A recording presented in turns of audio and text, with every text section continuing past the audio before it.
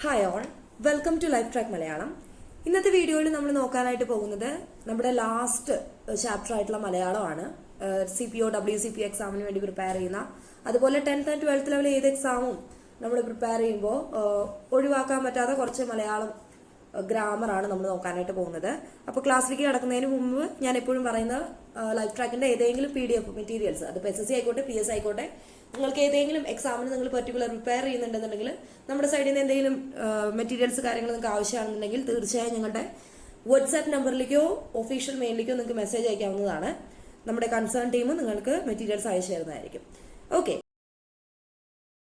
Okay അപ്പൊ നമ്മുടെ ഒന്നാമത്തെ ക്വസ്റ്റ്യൻ നിങ്ങളൊന്ന് നോക്കിയടാ.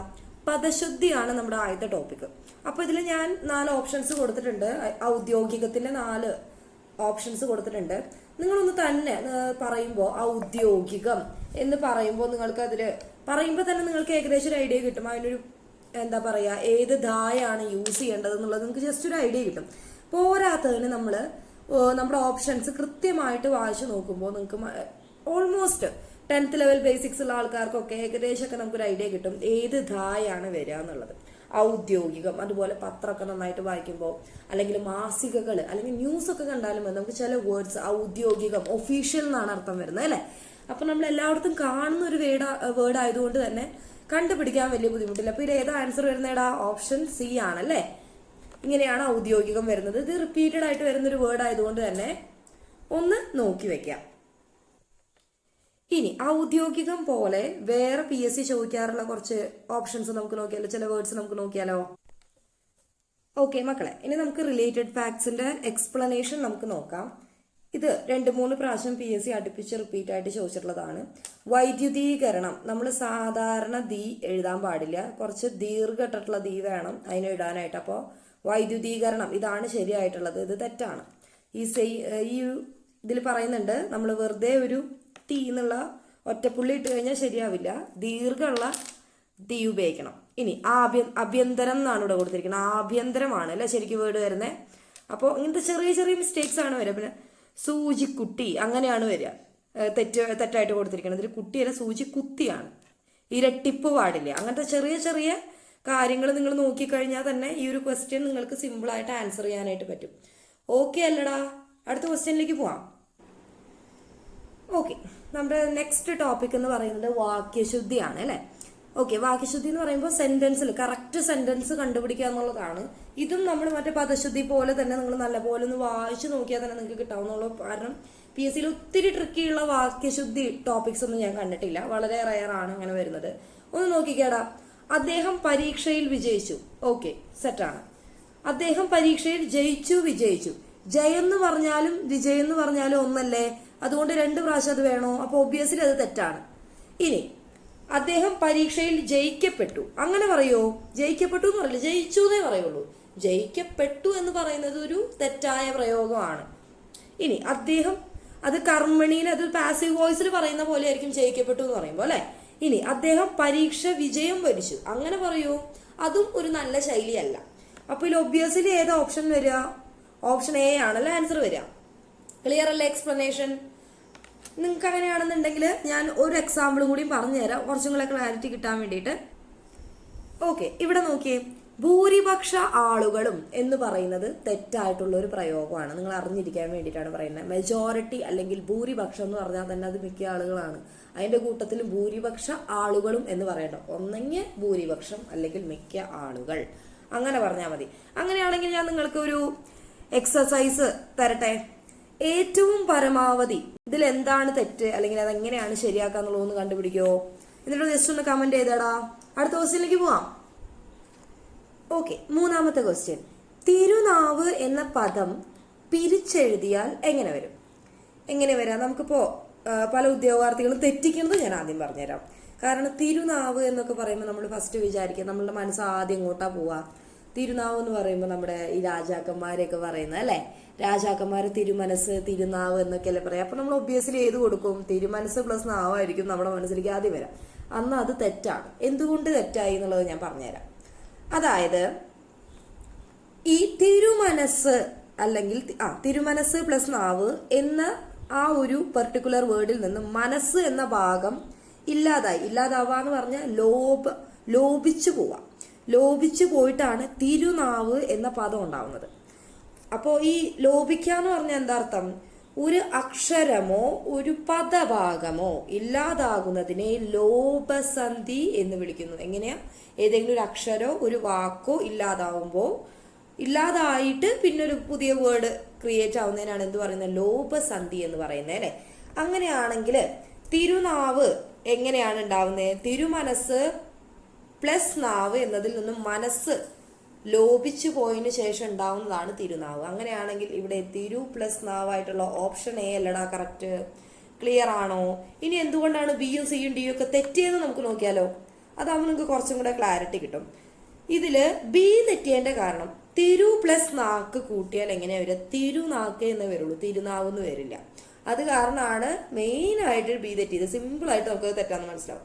ഇനി തിരു പ്ലസ് നാവ്, നമ്മളൊരു കാര്യം പിരിക്കുമ്പോൾ ഒരിക്കലും എന്ന സംഭവത്തിൽ വരല് കറക്റ്റായിട്ട് നമുക്ക് പിരിക്കുമ്പോൾ അങ്ങനെ വരില്ല. ഓക്കെ, അപ്പൊ അതുകൊണ്ട് ഒബ്വിയസ്ലി ഏതും തെറ്റാണ്, സിയും തെറ്റാണ്. ഇനി തിരുമനസ് പ്ലസ് നാവ്, അത് ഞാൻ നേരത്തെ ഓൾറെഡി പറഞ്ഞു, അതൊരു ഘടക പദങ്ങളാണ് അല്ലെ. അതൊരിക്കലും പിരിച്ചിട്ട് തിരുമനസ് പ്ലസ് നാവ് എന്നുള്ള രീതിയിൽ പിരിക്കാനായിട്ട് പറ്റില്ല. തിരുമനസ് പ്ലസ് നാവ് കൂടി ചേർന്ന് മനസ്സ് എന്ന ഭാഗം ലോപിക്കുമ്പോഴാണ് എന്ത് കിട്ടുന്നത്? തിരുനാവ് കിട്ടുന്നത് അല്ലെ. ഈ ഒരു ഭാഗം ക്ലിയർ അല്ലേ നിങ്ങൾക്ക്? എന്തെങ്കിലും ഡൗട്ട് ഉണ്ടോ? അങ്ങനെയാണെങ്കിൽ നമുക്കൊരു എക്സാമ്പിൾ നോക്കിയാലോ. ഓക്കെ, ഞാൻ ക്ലിയർ കട്ടായിട്ട് നിങ്ങൾക്ക് കുറച്ച് അതിൻ്റെ ഫാക്ട്സ് ഞാൻ നിങ്ങൾക്ക് പറഞ്ഞുതരാം. മുൻ വർഷങ്ങളിൽ PSC ചോദിച്ചിട്ടുള്ള കുറച്ച് സന്ധികളാണ്, കുറച്ച് ഫാക്ട്സ് പറഞ്ഞുതരാം. ലോപസന്ധി എന്ന് പറഞ്ഞാൽ എന്താണ്? എലിമിനേഷൻ ആണ് അല്ലെ. അതായത് ഒരു വേർഡ് ഇല്ലാണ്ടാവുക. പാലാഴി, ഒരു എക്സാമ്പിൾ ഞാൻ പറഞ്ഞുതരാം. പാല് പ്ലസ് ആഴി, പാലാഴി. അതിൽ ചന്ദ്രകല എലിമിനേറ്റ് ആയിട്ട് പോയിട്ടാണ് അവിടെ എന്ത് വരുന്നത്? പാലാഴി വരുന്നത് അല്ലെ. ഒന്ന് നോക്കിക്കേ, നിങ്ങൾ ശരിക്കും നോക്കുമ്പോൾ നിങ്ങൾക്ക് മനസ്സിലാവും. പാലാഴി നിങ്ങൾ പിരിച്ചെഴുതുമ്പോൾ പാൽ പ്ലസ് ആഴി, ഇതിൽ ചന്ദ്രകലയാണ് പോകുന്നത്. കൺപീലി, പൂവമ്പൻ എന്ന പൂവ് പ്ലസ് അതൊക്കെ ചിഹ്നങ്ങൾ എലിമിനേറ്റ് ആയിട്ടാണ് നമുക്ക് എന്ത് കിട്ടുന്നത്? ലോപസന്ധി കിട്ടുന്നത് അല്ലെ. ഇനി അങ്ങനെയാണെന്നുണ്ടെങ്കിൽ ആഗമസന്ധി എന്താ? പുതിയതായിട്ടൊരു അക്ഷരം വരും. തിരുവോണം, തിരു പ്ലസ് ഓണാണ്, അതിൽ വാ എന്നുള്ളൊരു പ്രൊനൗൺസിയേഷൻ അവിടെ വരുന്നുണ്ട്. അപ്പൊ പുതിയൊരു ആഗമം, ആഗമം എന്ന് പറഞ്ഞാൽ എൻട്രി എന്നൊക്കെയുള്ളൊരു വേർഡിന്റെ മീനിങ് ആണ് വരുന്നത് ഇംഗ്ലീഷിൽ നമ്മൾ നോക്കുമ്പോൾ. അതല്ലേ ആഗമസന്ധി എന്ന് പറയുന്നത്. അപ്പൊ തിരുവോണം, മാവില, മാവില എന്ന് പറയുമ്പോൾ മാ പ്ലസ് ഇല, കിളിക്കൂട്, കിളി പ്ലസ് കൂട്. ഈ കിളിക്കൂടിലെ കൂടിന്റെ അവിടെ നമ്മൾ ഇത് കൂട്ടി എഴുതുമ്പോൾ, അതായത് കിളിക്കൂട് കൂട്ടി എഴുതുമ്പോൾ ഈ കാ ഡബിൾ ആവണില്ലേ? മറ്റേ അമർത്തിയിട്ടുള്ള രണ്ടാമത്തെ കായല്ലേ വരുന്നേ. അപ്പോൾ അതുകൊണ്ട് പുതിയൊരു വേർഡ് അവിടെ ക്രിയേറ്റ് ആവാണ്. അപ്പൊ പുതിയ വേർഡ് അവിടെ ക്രിയേറ്റ് ആവണേനാണ് നമ്മൾ എന്ത് പറയുന്നത്? ആഗമസന്ധി എന്ന് പറയുന്നത്. ഗ്രാമാറ്റിക്കലി ഇത് പറയുമ്പോൾ നിങ്ങൾക്ക് ഭയങ്കര കൺഫ്യൂഷൻ ആയിരിക്കും. അതുകൊണ്ടാണ് ഞാൻ കുറച്ച് സിംപ്ലിഫൈ ആയിട്ട് നിങ്ങൾക്ക് പറഞ്ഞു തരുന്നത്. കാരണം നമ്മുടെ ലാസ്റ്റ് ക്ലാസ് ആണ്, ഒത്തിരി ഗ്രാമർ നമുക്ക് ഡിസ്കസ് ചെയ്ത് പോകാനായിട്ട് പറ്റില്ല. ഇനി ദ്വിതീയ സന്ധി, അതിന് പേരിൽ തന്നെയുണ്ട്. 2 വേർഡ് ആവുന്നതിനാണ് പൂർവ്വപദത്തിലെ അക്ഷരം ഇരട്ടിക്കുന്നത്. കൺമണി, കണ്ണ് പ്ലസ് മണി അല്ലെ. പൊൻപണം, പൊന്ന് പ്ലസ് പണം. ഇനി മനസ്സിലായോ? അതിൽ ഒരു അക്ഷരം അത് ഇരട്ടിക്കണേനെയാണ് എന്ത് പറയുന്നത്? ദ്വിതസന്ധി അല്ലെങ്കിൽ ഇരട്ടിപ്പ് സന്ധി എന്ന് പറയുന്നത് അല്ലെ.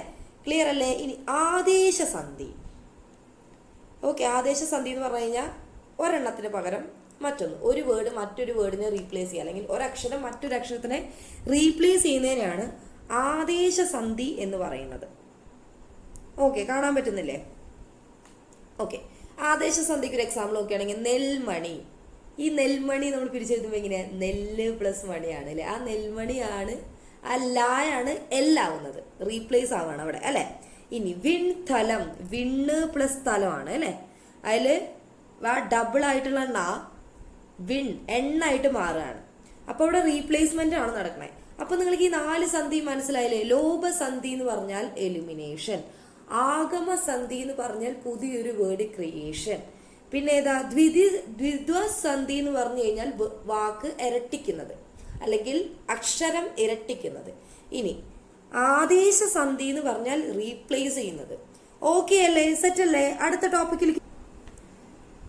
ഓക്കെ, അടുത്ത ടോപ്പിക് അർത്ഥവ്യത്യാസം, വേർഡ് മീനിങ്സ്. നിങ്ങൾക്ക് ഇത് സിമ്പിൾ ആയിട്ടുള്ള ക്വസ്റ്റ്യൻ ആണ് ഞാൻ ഇട്ടേക്കണം. നിങ്ങൾക്ക് തന്നെ സെൽഫായിട്ട് ചെയ്യാൻ പറ്റുമോ നോക്കിയേ.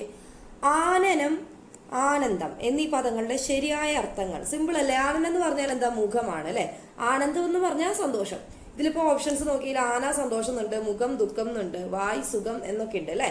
ഇതിൽ ഏതാ ഓപ്ഷൻ വരുന്നത്? മുഖം, സന്തോഷം. ഓപ്ഷൻ എ ആണ് അല്ലേ വരുന്നത്. മുഖത്തിന്റെ മറ്റു പര്യായങ്ങൾ എന്തൊക്കെയാണ്? ആനനം, പിന്നെ ഏതാണ് വരുന്നത്? വദനം, വക്രതം, ആസ്യം, മുഖപത്മം. ഇത്രയും പര്യായങ്ങൾ വരുന്നുണ്ട് അല്ലെ. അങ്ങനെയാണെന്നുണ്ടെങ്കിൽ ആനന്ദത്തിന്റെ മറ്റ് പര്യായങ്ങൾ ഏതൊക്കെയാണ് മക്കളെ? സോറി, ആനന്ദം മീൻസ് സന്തോഷം. ഹർഷം, പ്രമോദം, ഉല്ലാസം, പ്രീതി, തൃപ്തി. ഇത്രയും കാര്യങ്ങൾ എന്ത് വരുന്നുണ്ട്? പര്യായം വരുന്നുണ്ട് അല്ലെ. ക്ലിയർ അല്ലേ? അങ്ങനെയാണെന്നുണ്ടെങ്കിൽ 1-2 എക്സാമ്പിൾസ് നോക്കാം. ഓക്കെ, അടുത്ത വേർഡ്സ് അങ്ങനെയാണെന്നുണ്ടെങ്കിൽ വാൽമീകം, വാൽമീകി എന്ന് പറഞ്ഞാൽ എന്തൊക്കെയാണ് ഡിഫറൻസ് മക്കളെ? വാൽമീകി നമുക്കറിയാം രാമായണം രചിച്ച മഹർഷിയാണ് അല്ലെ. പക്ഷെ വാൽമീകം എന്ന് പറഞ്ഞാൽ എന്താ? ചിതൽ പുറ്റ്, പാമ്പ് വസിക്കുന്ന പുറ്റുകളെയാണ് പറയുന്നത്. അല്ലെങ്കിൽ പുറ്റ്, വമ്രകൂടം എന്നതിനൊക്കെയാണ് എന്ത് പറയുന്നത്? വാൽമീകം എന്ന് പറയുന്നത് അല്ലെ. ഒരു കുറ്റ് അല്ലെങ്കിൽ പുറ്റിനൊക്കെ പറയുന്നതാണ് ഈ ഒരു വാൽമീകം എന്ന് പറയുന്നത്. വാൽമീകി എന്ന് പറയുമ്പോൾ അതൊരു വ്യക്തിയാണ്. രത്നാകരൻ എന്നാണ് അതിന്റെ മറ്റൊരു പര്യായം വരുന്നത്. ഇത് ഓക്കെ അല്ലേ? ഇനി അടുത്ത ഒരു എക്സാമ്പിളും കൂടെ നമുക്ക് നോക്കാം. അങ്ങനെയാണെങ്കിൽ മക്കളെ കരി, കരിണി എന്താണ്? നിങ്ങളൊന്ന് നോക്കിക്കേ. കരി എന്ന് പറഞ്ഞാൽ ആണാനയാണ് അല്ലെ. അതുപോലെ കരിണി എന്ന് പറഞ്ഞാൽ എന്താണ്? പെണ്ണാനയാണ്. അതിന്റെ പര്യായങ്ങൾ നോക്കിയേ. ഗജം, ഹസ്തി, ദന്തി. ഇതൊക്കെയാണ് കരിയുടെ പര്യായം വരുന്നത്. കരണിയുടെ ആണെങ്കിലോ പിടിയാന, ഗജവധു. ഓക്കെ അല്ലേ? ഇപ്പൊ ഈ ഒരു സംഭവം മനസ്സിലായില്ലേ? അടുത്ത ഭാഗത്തിലേക്ക് പോവാം. ഓക്കെ, അടുത്ത ടോപ്പിക്കിലേക്ക് കടക്കാം. ഒറ്റപ്പദം, വൺ വേർഡ് സബ്സ്റ്റിറ്റ്യൂഷൻ. അതായത് ഒരു സെന്റൻസിനെ ഒറ്റപ്പദാക്കണം. അതിഥിയെ സ്വീകരിക്കുന്നവൻ എന്നതിന്റെ ഒറ്റപ്പദം എന്താണ് മക്കളെ? സിമ്പിൾ ആണ് അല്ലെ. ആതിഥേയൻ. ആതിഥേയനാണ് ഇവിടെ ആൻസർ വരുന്നത്. അപ്പൊ ആതിഥ്യം എന്താണ്? അതുപോലെ അതിഥി സൽക്കാരം, മര്യാദക്കാരൻ എന്നൊക്കെ പറഞ്ഞാൽ എന്താണ്? ആതിഥ്യം എന്ന് പറഞ്ഞാൽ എന്താ? നമ്മുടെ വീട്ടിലേക്ക് ഒരു ഗസ്റ്റ് ഒക്കെ വരുമ്പോൾ അവരെ സ്വീകരിക്കുന്ന സ്റ്റൈലിനെയാണ് എന്ത് പറയുന്നത്? ആതിഥ്യം. ഓക്കെ, അപ്പോൾ അത് നിങ്ങൾ ചോദിക്കും അതിഥിധേയനും അത് തന്നെയല്ലേ? അപ്പോൾ ഈ അതിഥിധേയനും ആതിഥ്യവും ഒരുപോലെ അല്ലേ? അല്ല, വ്യത്യാസമുണ്ട്. അതിഥിയെ സ്വീകരിക്കുന്ന വ്യക്തിനെയാണ് എന്ത് പറയുന്നത്? ആതിഥേയൻ എന്ന് പറയുന്നത്. ആതിഥ്യം എന്ന് പറയുമ്പോൾ നമ്മൾ അവർ വരുന്ന സമയത്ത് നമ്മുടെ ആ ഒരു പെരുമാറ്റം അല്ലെങ്കിൽ നമ്മുടെ സൽക്കാരത്തിനൊക്കെയാണ് പറയുന്നത്. ഓക്കെ, അതിഥി സൽക്കാരം എന്ന് പറഞ്ഞാൽ നമ്മൾ അവർക്ക് കൊടുക്കുന്ന ഹോസ്പിറ്റാലിറ്റി, അതായത് നമ്മൾ അവർക്ക് കൊടുക്കുന്ന താമസ സൗകര്യം, അതുപോലെ ഭക്ഷണം, ഇതൊക്കെയാണ് അതിഥി സൽക്കാരം. നമ്മൾ പലഹാരമൊക്കെ കൊടുക്കില്ലേ നമ്മുടെ ഗസ്റ്റിന്, അതിനെയാണ് അതിഥി സൽക്കാരം എന്ന് പറയാം. മര്യാദക്കാരൻ എന്ന് പറഞ്ഞാൽ എന്താ? ഇത് നമ്മുടെ വീട്ടിൽ എപ്പോഴും കേൾക്കുന്ന ഒരു വേർഡായിരിക്കും. നമ്മുടെ മൂത്ത ചേട്ടൻ അല്ലെങ്കിൽ ചേച്ചി മര്യാദക്കാരൻ, അനിയത്തിയാണ് മര്യാദക്കാരി അല്ലാത്തത്, അല്ലെങ്കിൽ എന്താ പറയാ, അനിയനാണ് മര്യാദക്കാരനല്ലാത്തത്. മര്യാദക്കാരൻ എന്ന് പറഞ്ഞാൽ എന്താ? നല്ല പെരുമാറ്റം മറ്റുള്ളവരുടെ മുന്നിൽ അല്ലെ. മറ്റുള്ളവരുടെ മുന്നിൽ നല്ല രീതിയിൽ പെരുമാറാൻ കഴിയുന്നവരെയാണ് നമ്മൾ എന്ത് പറയുന്നത്? മര്യാദക്കാരൻ എന്ന് പറയുന്നത്. അപ്പൊ ഇത്രയും ഓപ്ഷൻസിന്റെ അർത്ഥം കിട്ടിയില്ലേ? അങ്ങനെയാണെന്നുണ്ടെങ്കിൽ ഞാൻ നിങ്ങൾക്ക് ഒരു എക്സസൈസ് തരട്ടെ മക്കളെ. നിങ്ങൾ ഇപ്പൊ ഈ അടുത്ത് എഴുതിയേക്കണേ 1-2 PSC പരീക്ഷയിൽ റിപ്പീറ്റഡ് ആയിട്ട് വന്നിട്ടുള്ള ഒരു വേർഡാണ് പിപാസു. പിപാസു എന്ന് പറഞ്ഞാൽ എന്താ മക്കളെ? പിപാസു എന്ന് പറഞ്ഞാൽ എന്താ? കുടിക്കാൻ ആഗ്രഹിക്കുന്നവൻ, വെള്ളം കുടിക്കാൻ ആഗ്രഹിക്കുന്നവരൊക്കെയാണ് പിപാസു. ഓക്കെ, ഇനി ആഹാരം കഴിക്കാൻ ആഗ്രഹിക്കുന്ന ആളെന്താ പറയാ? ഭൂഭുക്ഷു എന്നാണ് പറയാ. ഇനി പ്രകൃതിയും അവസ്ഥകളെ കുറിച്ചിട്ടുള്ളതാണെന്നുണ്ടെങ്കിൽ അവസാനമില്ലാത്തതിന് എന്താ പറയാ? എറ്റേണൽ എന്നുള്ളതിന് എന്താ പറയാ? അനന്തം അല്ലെ. ഇനി നശിച്ചു പോകുന്നതാണെങ്കിൽ നശ്വരം, ഒരിക്കലും നശിക്കാത്തതാണെന്നുണ്ടെങ്കിൽ അനശ്വരം. അറിവും പഠനമായിട്ട് ബന്ധപ്പെട്ടുള്ളതാണെങ്കിൽ എങ്ങനെ വരിക? ഒരുമിച്ച് പഠിക്കുന്ന ആൾ എന്ത് പറയും? സഹപാഠി അല്ലെ. എല്ലാം അറിയുന്നവൻ എന്ത് പറയും? സർവജ്ഞനൻ. പിന്നെ കുറച്ച് മാത്രം അറിയുന്നവൻ അല്പജ്ഞാനൻ. ഇനി ഇന്ദ്രിയങ്ങളായിട്ട് നോക്കുകയാണെന്നുണ്ടെങ്കിലോ ഇന്ദ്രിയങ്ങളെ ജയിച്ചവൻ ജിതേന്ദ്രിയൻ. ഓക്കെ അല്ലേ? ഒത്തിരി വേർഡ്സ് ഇപ്പൊ കിട്ടിയില്ലേ? ഈ ഭാഗം ഓക്കെ അല്ലടാ? അടുത്ത ടോപ്പിക്കിലേക്ക് പോവാം. ഓക്കെ, നമുക്ക് ഇനി വിപരീത പദങ്ങൾ നോക്കാം. നേരത്തെ നമ്മൾ സിനോണിംസ് പഠിച്ചു, അതായത് പര്യായ പദങ്ങൾ, മുഖം, അതുപോലെ ആനനം, അതുപോലെ ആനന്ദം, സന്തോഷം, അങ്ങനത്തെ കുറച്ച് കാര്യങ്ങൾ നോക്കി. ഇനി നമുക്കിവിടെ അന്റോണിംസ് അല്ലെങ്കിൽ വിപരീത പദം നോക്കിയാലോ? അനിലോമം എന്ന പദത്തിന്റെ വിപരീത പദം എന്താണ്? പ്രതിലോമമാണ് അല്ലെ. വിലോമം എന്നൊക്കെ നമുക്ക് കുത്താനൊക്കെ തോന്നും, പ്രതിലോമമാണ് ആൻസർ വരിക. എന്താ കാരണം? സ്വാഭാവികമായ ക്രമത്തിൽ അല്ലെങ്കിൽ മുൻഗണനാ ക്രമത്തിൽ സംഭവിക്കുന്നതിനെ അനുലോമം എന്ന് പറയുന്നു. അതിന് നേരെ വിപരീതമായി സംഭവിക്കുന്നതിനെയാണ് എന്ത് പറയുന്നത്? പ്രതിലോമം. പറഞ്ഞാൽ അനുകൂലം പ്രതികൂലം എന്നൊക്കെ പറയില്ലേ, അതേ സെയിം പാറ്റേൺ ആണ് അനുലോമം അല്ലെങ്കിൽ പ്രതിലോമം എന്ന് പറയുന്നത്. അനു എന്നാൽ ഉപസർഗത്തിന് വിപരീതമായും പ്രതി വരുന്നത് വഴി ഇത് എളുപ്പത്തിൽ ഓർക്കാം. ക്ലിയർ അല്ലേ? ഓക്കെ അല്ലേ? ഞാൻ എക്സ്പ്ലനേഷൻ ജസ്റ്റ് ഒന്ന് വായിച്ചു പോയതാണ്. അപ്പൊ അനുലോമം പ്രതിലോമം എന്ന് പറയുമ്പോൾ നിങ്ങൾക്ക് ജസ്റ്റ് ആദ്യം ഓർമ്മ വരുന്നത് അനുകൂലം പ്രതികൂലം എന്നുള്ളൊരു സംഭവമാണ്. ഓക്കെ അല്ലേ? സെറ്റ് അല്ലേ? ഈ ഒരു ഭാഗം ക്ലിയർ അല്ലേ? അപ്പൊ ഇതിന്റെ ആൻസർ എന്താ വരുന്നേ? പ്രതിലോമമാണ് അല്ലെ ആൻസർ വരുന്നത്. ഓക്കെ, ഞാൻ നേരത്തെ പറഞ്ഞ പോലെ തന്നെ അനുകൂലം പ്രതികൂലം അനു വെച്ച് സ്റ്റാർട്ട് ചെയ്യുന്ന സംഭവങ്ങളുടെയൊക്കെ എന്താ ഓപ്പോസിറ്റ് വരുന്നത് എന്തായിരിക്കും? പ്രതി വെച്ച് സ്റ്റാർട്ട് ചെയ്യുന്ന വേർഡ്സ് ആയിരിക്കും ഓപ്പോസിറ്റ് വരിക. അനുകൂലം പ്രതികൂലം, അനുരഞ്ജനം പ്രതിരഞ്ജനം, അനുവർത്തനം പ്രതിവർത്തനം, അങ്ങനെ ഒരു സംഭവമുണ്ട്. അതൊരു ലോജിക്ക് വെച്ച് നിങ്ങൾ അറിഞ്ഞു വെക്കാന്നുണ്ടെങ്കിൽ കുറച്ചും കൂടെ നിങ്ങൾക്ക് എളുപ്പമായിരിക്കും. ഇനി അർത്ഥം മനസ്സിലാക്കി പഠിക്കേണ്ട കേസുകളൊക്കെ വരുമ്പോൾ ഏതാ വരിക? ആർജവം എന്ന് പറഞ്ഞാൽ എന്താടാ? നേര് സത്യസന്ധതാണ്. അങ്ങനെയാണെന്ന് അതിന്റെ ഓപ്പോസിറ്റ് ഏതാ? കൗടില്യം വക്രത കള്ളത്തരം അതൊക്കെയാണ് വരിക. ഇനി ഉത്തമൻ എന്ന് പറഞ്ഞാലോ നല്ലവൻ. ഇനി ഒന്നിനും കൊള്ളാത്തവരുണ്ടെങ്കിൽ താഴ്ന്നവൻ മോശക്കാരൻ എന്നൊക്കെ പറയുമ്പോൾ അവിടെ ഏതാ വരിക? അധമനാണ് വരിക. ഓക്കെ അല്ലേ? ഇനി നാ ചേർത്ത് വരുന്ന സംഭവങ്ങളാണെങ്കിൽ എങ്ങനെയാ? ഋജു എന്ന് പറഞ്ഞാൽ എന്താ? നേരായത്. അങ്ങനെയാണെങ്കിൽ ഓപ്പോസിറ്റ് ഏതാ? വക്രം. ക്ലിയർ അല്ലേ? ഐക്യം എന്ന് പറഞ്ഞാലോ? അനൈക്യം.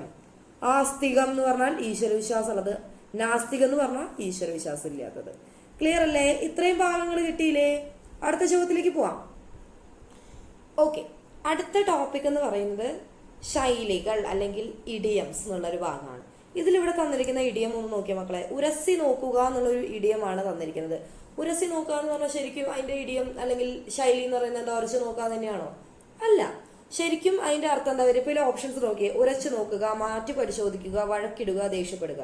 ഇനിയിപ്പോ ഒരയ്ക്കുക എന്ന് പറയുമ്പോൾ നമ്മൾ കൈ കൊണ്ടൊക്കെ ഒരയ്ക്കുന്ന ഒരു സംഭവമുണ്ട് വഴക്കുണ്ടാക്കാൻ വേണ്ടിയിട്ട്. അതല്ല. അപ്പൊ എന്തായാലും വഴക്കിടുക എന്നുള്ളൊരു സംഭവത്തിലേക്ക് നിങ്ങൾ പോവരുത്.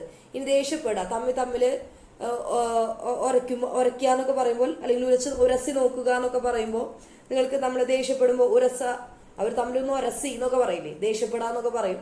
അതുമല്ല ഇവിടെ ആൻസർ വരാം. ഇതിൽ ഉരസി നോക്കുക എന്ന് പറയുന്നത് ശരിക്കും എന്താ? മാറ്റി പരിശോധിക്കുക എന്നാണ് ആൻസർ വരുന്നത്.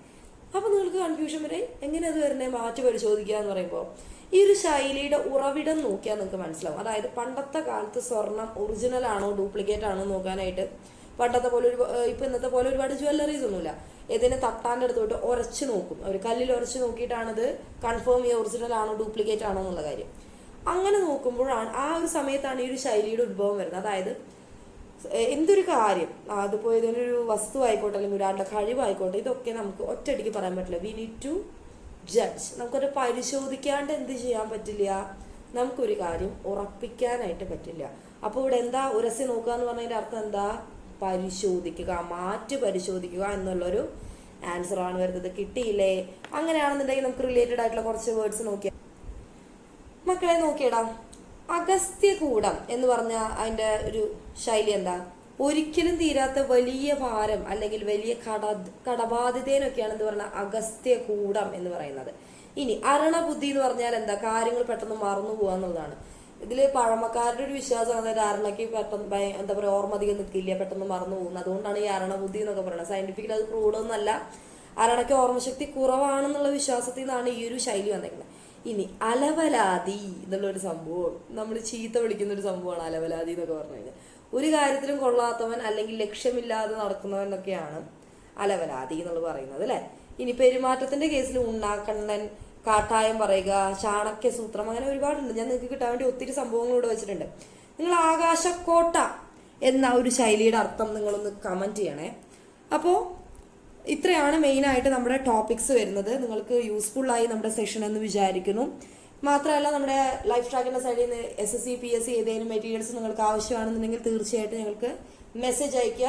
നമ്മുടെ 10 ഡേ സ്റ്റഡി സെക്ഷൻ നല്ല രീതിയിൽ നിങ്ങൾ യൂസ് ചെയ്തു എന്ന് ഞാൻ പ്രതീക്ഷിക്കുന്നു. ഇനിയും നമ്മുടെ സൈഡിൽ നിന്ന് ഇതുപോലത്തെ 10 ഡേ സ്റ്റഡി സെഷനോ അല്ലെങ്കിൽ ക്ലാസ് ആയിട്ടോ നിങ്ങൾക്ക് വേണമെന്നുണ്ടെങ്കിൽ തീർച്ചയായിട്ടും നമ്മൾ അറിയിക്കുക. നമ്മൾ വേണ്ടത് ചെയ്യുന്നതായിരിക്കും. അപ്പോൾ താങ്ക് യു.